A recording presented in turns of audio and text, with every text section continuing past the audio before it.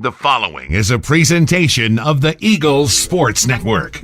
Well, thank you for being here today, and it's a bittersweet day, as we've said in the past, yet an exciting day as well. We're here today to introduce our new men and women's tennis coach at Carson-Newman University, and we're joined today by our former coach, Jean Love. Jean is a Carson-Newman alum, as everyone knows, and she's coached our tennis program for 30 years. So it's with bittersweet a day for us to say goodbye to Jean, although she will remain on our faculty and in our community, and so she still will be available and around. So we're here today to say thank you to Jean Love for what she has contributed to this university, to our young men and women that she's coached over the past 30 years, and the difference she's made in those lives. So Jean, we're here to say thank you to you. But we're also here to introduce our new coach, Coach Jim Frederick. Jim comes to Carson-Newman with a strong tennis background. He has coached at Miami of Ohio for 10 to 12 years. He left Miami of Ohio and coached at Michigan State for a number of years, and following that, his return back to Knoxville, where Jim has worked with the Cedar Bluff Racquet Club and presently is at the Knoxville Racquet Club, where he's been involved with youth development and skill training for a number of years. So it's with that said that we're excited to introduce and welcome to Carson-Newman University our new men and women's tennis coach, Coach Jim Frederick. Jim? Congratulations. Thank you. Congratulations.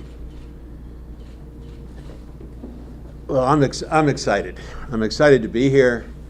I'm excited to get started, roll up my sleeves and get started.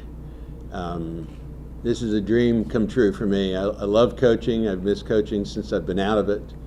And this is just a dream come true to me. So I'm really very, very excited. And I want to thank Alan for hiring me and the president also.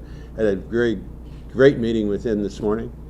And I want to thank Jean for everything she's done with Carson-Newman in the past, and hopefully she'll help me get over some humps here and there, because I'm sure there'll be many ups and downs like there always is in coaching. So I'm just excited to get started. You say dream come true. What drew you to Carson-Newman? Well, I've known, I used to teach the Catlett family. They kind of got me involved with, not involved with Carson-Newman, involved with the community a little bit. I've known them a very long time, and they're just very dear people. And when I was at Miami, we used to come down and play Carson-Newman. And always a good match, and look forward to it on our way down or on a spring trip. We always would try to stop in here, and we'd stay. My players were from the East and the Midwest, and we'd always stay downstairs at the Catlett house. And those boys ate some things they'd ever eaten before. And I'll tell you a funny story. I was taking two boys to the ITA tournament one year in Georgia, and we came through here, and we're driving along the highway. One boy's from New York City, and I said, "Look for the 3 silos, because that's where we turn." And he said, "What's a silo?" So I've been aware of Carson-Newman. I still am great friends with the Catletts, and just am intrigued by being able to work at I've been very fortunate. I've been at 2 universities where academics were primary, and I'm excited about that, where to work at a university where academics is important, is the character of the student athlete is important, and I'm just, like I said, I'm excited. Can't wait to get started. Michigan State, you had the first scholar Big Ten player in about 6 or 7 years in your first year. Correct. With the Spartans. What do you want the hallmark of your programs here to be? Well, I think there's 3 things. I think establishing a culture of hard work and doing the best you can to win. We all know that you can never guarantee winning, but for them to go out on a court and know that they're going to have, there have been they've been prepared well, they've put the time in, the effort and everything else. I think that's the first thing. That culture I want to make sure we have. The second thing is obviously recruiting being so important, to not let anything overturned in terms of who you contact and where your recruiting comes from. I think that's a huge thing with any sport. I'd like to expand the schedule a little bit. I'd like to play some fall events, fall tournaments. I'd like to play some more Division II schools and some Division I schools. So I think with the schedule, you make the schedule, a high-class schedule, and you're going to attract obviously higher-level players. So I think the culture, the schedule, and my job in recruiting and not letting any stone unturned is absolutely important.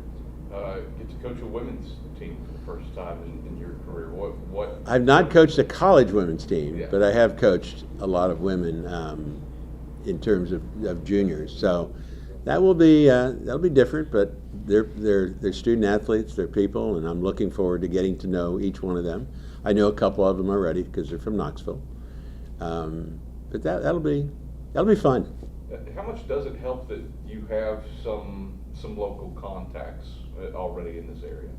I think it helps. I think the first thing I'd like to do is recruit Tennessee. All the private schools, the one in Knoxville, Webb School, who has won 11 straight women's state championships. I've already talked. The coach is a good friend of mine. I've already talked to him, and he's opened the doors to having some of his kids interested in Carson-Newman. In Chattanooga, you have Baylor, McCallie, GPS. I know all those coaches. Coach at University School in Memphis.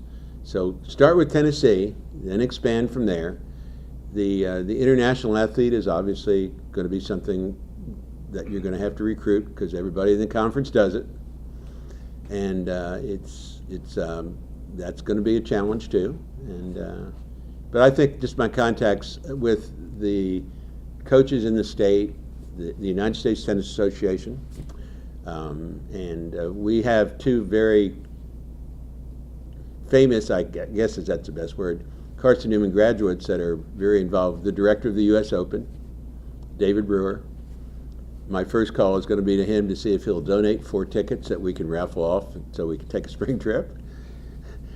Chip Brooks, who works at IMG Academy, which is one of the best academies in the world in terms of kids going there, and they started with tennis and now they have pretty much every sport there is. So I'm just going to use my contacts, and one contact will lead to another, and we'll go from there. Just not to leave any stone unturned when we recruit.